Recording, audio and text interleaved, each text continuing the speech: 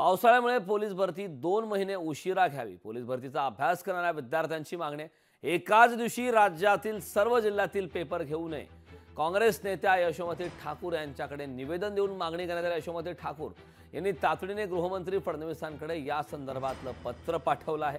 कारण पावसाळ्यामध्ये पोलीस भरतीसाठी विद्यार्थ्यांना धावताना अडचण निर्माण होते. त्या अनुषंगाने आता विद्यार्थ्यांनी राज्यातील इतरही राजकीय नेत्यांना या संदर्भात पत्र दिलेलं आहे.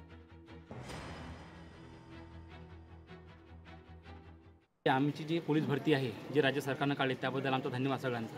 पण सर ही भरती पावसाळा असल्यामुळं 2 महिने लेट घ्यावी ही आमची नम्र विनंती आहे. त्याला कारण असं आहे सर की पावसाळ्यामध्ये जर समजा मुलांनी जर धावलेत किंवा प्रॅक्टिस जर केली तर नक्कीच मुलांचं नुकसान होईल आणि याचा कुठंतरी भुर्दंड या संपूर्ण मुलांच्या पोलीस भरतीवर नाही तर संपूर्ण आयुष्यावर पडेल. म्हणजे तुम्ही या पोलीस भरतीला फक्त पोलीस भरती म्हणून पाहू नका, तर याला तुम्ही विद्यार्थ्यांचं आयुष्य म्हणून पहा.